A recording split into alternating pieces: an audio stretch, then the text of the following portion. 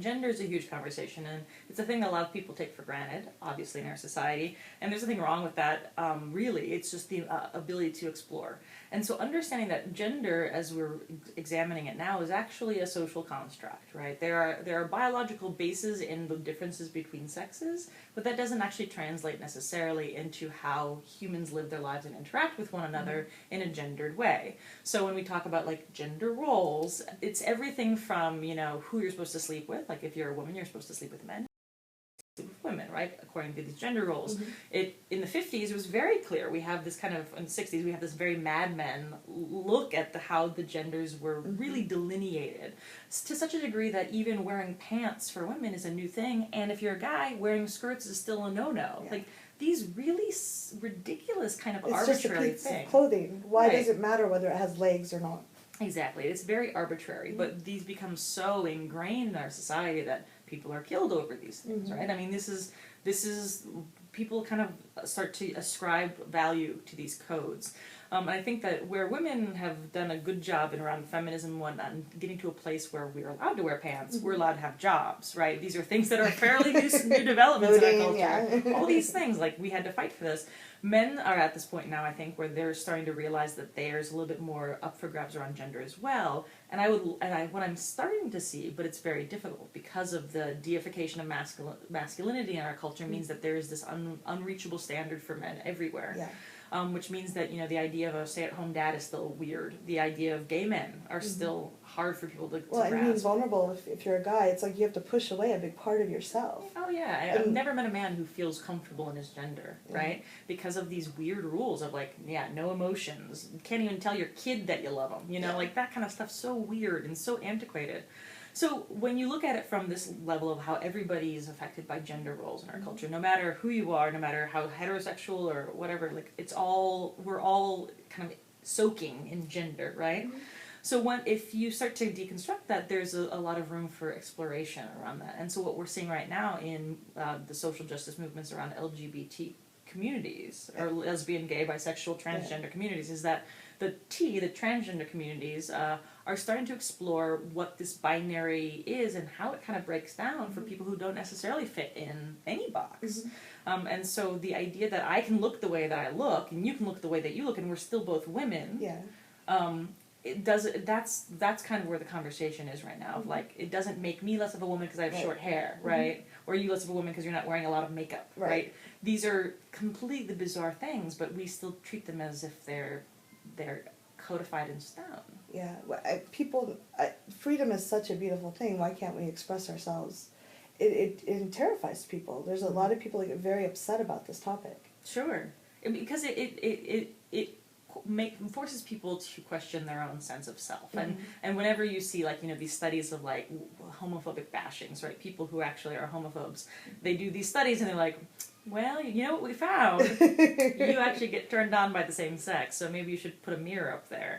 And this is kind of, I mean, it's so true now. I mean, it's so obvious as to be hilarious. Like when a new politician comes out as being virulently homophobic, we're just like waiting for it to come out that there's some sort of sex scandal with him, right? Like that's because there's this mirror that people feel uncomfortable with. And I think with the gender stuff, we see a lot. Men who tend to feel not very strong in their masculinity tend to be the ones who get mad at other men for not being gender conforming. And it's really sad. It's not easy for everybody, especially in certain places in the country, to be the expressed person that you want to be. And there are, luckily, because of online communities, there are people starting to find each other on the web, even if they aren't geographically close to each other. But just talking about everything from, you know, I like to dress up in women's clothes sometimes, to I actually feel like I've always been a woman, but I've had to pretend that I'm a man, and I joined the Green Berets to try and run from my true self. I mean, there's a whole range. There are people out there who explore it all different ways, and it's really important, I think, for people to at least give themselves the permission to have an inquiry.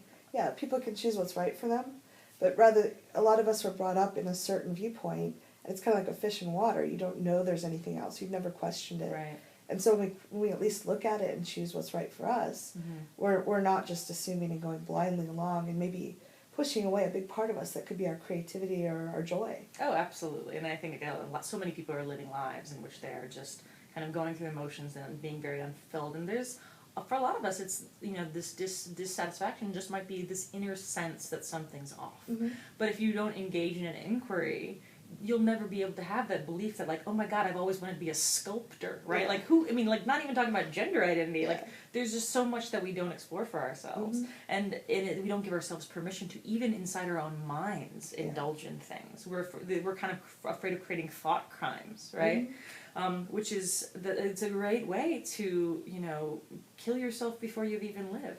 It takes so much energy to constantly police your thoughts and push them away. Yeah. And I love it when someone a guy feels vulnerable enough to share and say, hey, can you give me some support? Like, that creates intimacy. Oh, yeah. So even if you're not considering dressing up in your wife's clothing, it's just like, just expressing the sides of yourself that you might have thought weren't masculine enough. Right. Just letting that out is really powerful. And I mean, like, at a very kind of woo-woo level, like, and this is something that is in pretty much every major religion, like, every major tenet, like, the human beings are made up of both masculine and feminine qualities, like, whatever that is even. But there's just, like, no human being is all one thing, and if you were, you'd be so imbalanced as to be immobile. Yeah. I mean, the most amazing, powerful people I've ever met have a really strong connection with both sides of themselves, that tender side that they can show love and compassion to their friends and family, and that strong side that they can, you know, take charge and be an individual and when they need to be an individual. But if you don't know when to bring those both out, if you're only ever reaching for one thing, there's a whole side of your personality that is going to start to atrophy. Yeah.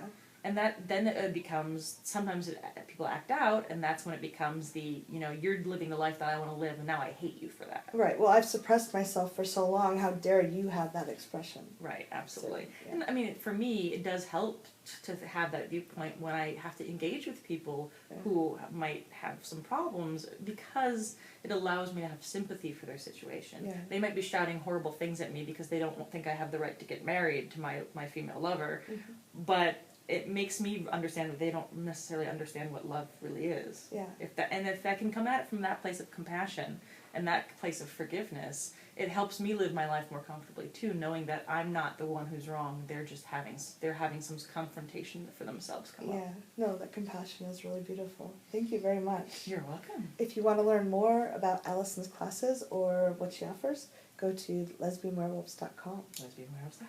Leave comments below and come back for we're going to do a video on what is a lesbian werewolf.